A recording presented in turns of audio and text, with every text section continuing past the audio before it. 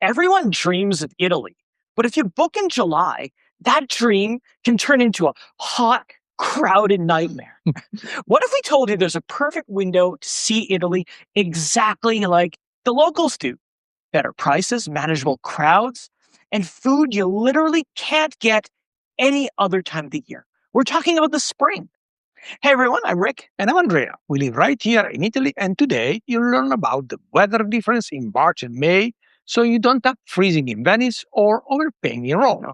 And by the end of this video, you know exactly which week to book to ensure your dream vacation goes absolutely perfectly.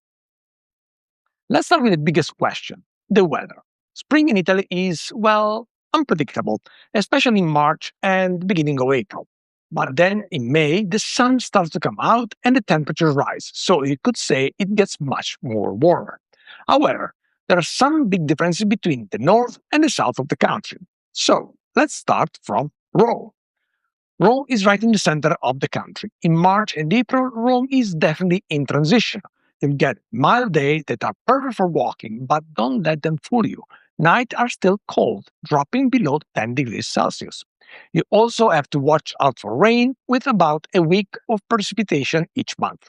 But then, fast forward to May, and it becomes ideal. The temperatures jump into the mid 20s, and the rain clears. And the best of all, it's not humid like it is in July. Isn't that the truth, right? Absolutely. Now let's move a little north to Florence, right? Now it's a very similar story like Rome. March and April are crisp, so you're definitely going to need a jacket. But by May, you're hitting those beautiful warm days that Tuscany is famous for. Absolutely. Now, moving even more north, and you get Venice. But here, you need to be a little bit careful. March in Venice, it's cold, and it feels like winter is still hanging on. Even in April, it's still quite brisk. I say it doesn't even start to feel like warm spring until May. So if you're visiting Venice in early spring, bring warmer clothes than you think you need. While going back to the south and go to Naples and Pompeii. Spring starts much earlier there. March is already pleasant, and by April, it's very comfortable. By May, it's an absolute paradise. Warm days, mild nights, and very little rain.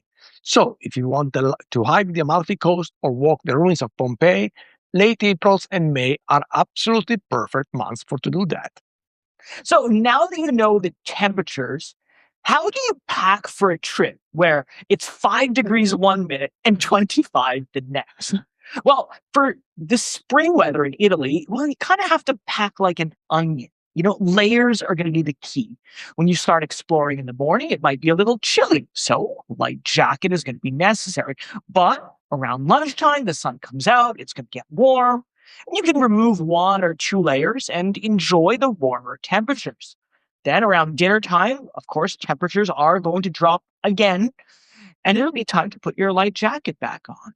Also, a backpack, very handy for carrying a small umbrella in case of rain. And don't forget a refillable water bottle. And please don't pack those essential items in your backpack, like your passport, your wallet, and your phone. I mean, Italy is very safe, but like any other busy touristy place in the world, pickpockets exist. Absolutely. So, when you pack, you should bring some work clothes, especially for the morning and the evening, so you can layer.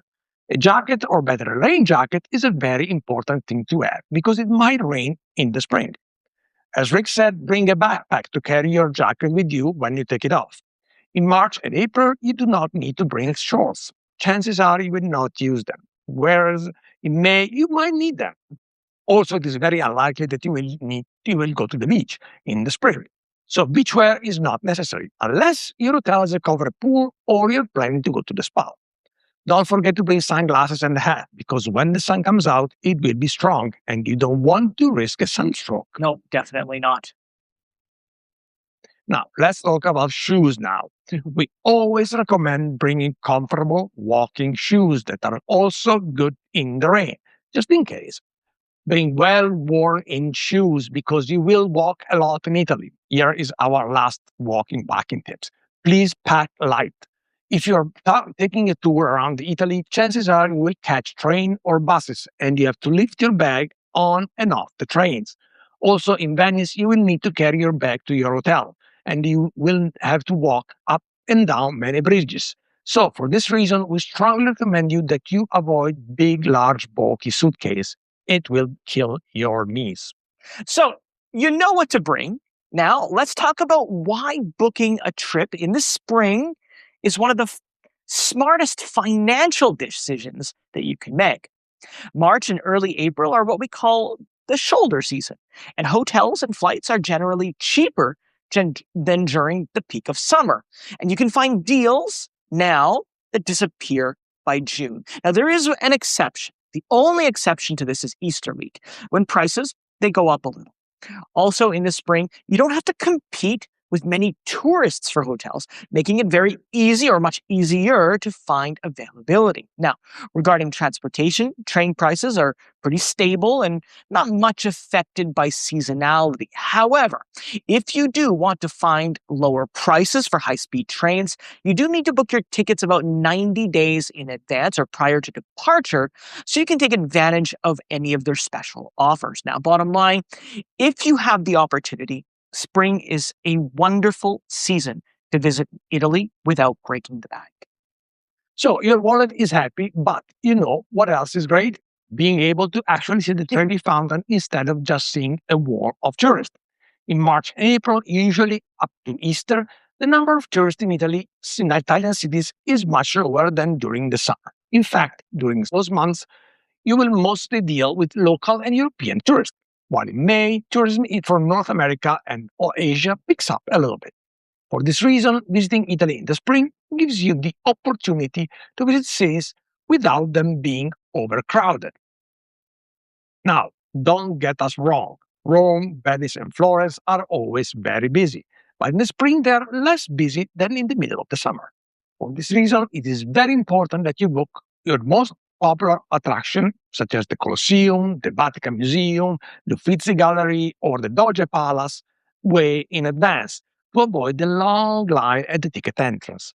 You can scan this QR code or check the link in the description for some of the skip the line ticket and get your ticket for the most attraction in Italy. Right. And another big advantage of visiting Italy in the spring is that finding a table at restaurants is much easier than during peak season. Why am I always talking about food? Unfortunately, during the spring, it's not possible to eat outside usually unless the restaurants have heaters. For dinner, usually. Right, exactly. But the best reason to visit now in the spring isn't just about who isn't there, it's about what is there. You're going to get some really amazing photos in the spring that are impossible to get in August. I mean, nature is in full bloom in the spring. And if you're going to go to some of the more rural areas, you're going to also see the trees in full bloom. Also, in major cities, you're going to be able to see a lot of flowers in public parks and around some of the main landmarks.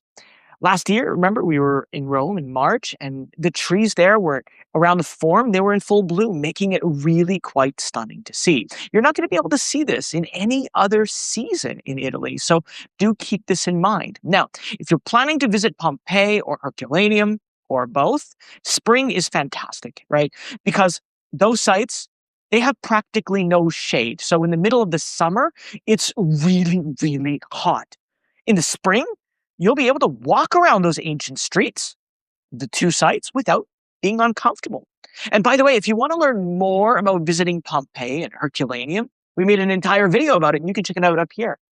Now, walking through blooming gardens is lovely, but let's be honest. We are in Italy. We need to talk about the food and festivities that are exclusive to spring. And the most important one is Easter. Now, every city has its own Easter tradition and celebration, but the most popular ones are in Rome, where the Pope will hold special celebration at the Vatican and around the city. Now, regarding the food, spring is an excellent time to try some of Italy's best produce. Probably among the most popular and delicious one are the Roman artichokes. In the early spring, artichokes are in their peak season, and in Rome, you can enjoy them deep fried, alla Judea, in the Jewish ghetto, or stewed, alla Romana, all around the city. Trust us, even if you think that you don't like artichokes, this will change your mind. Yeah, these aren't the artichokes that you get back home. No. Also, in the spring, new wines are launched. So if you're thinking about going wine tasting in Tuscany, in Piedmont, or anywhere else in Italy, the spring is an excellent time to go.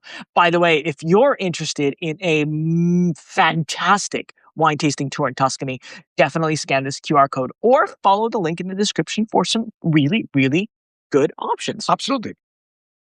Well, this is what we got for you today. We hope you enjoy our video, and as usual, if you have any question, leave a comment below.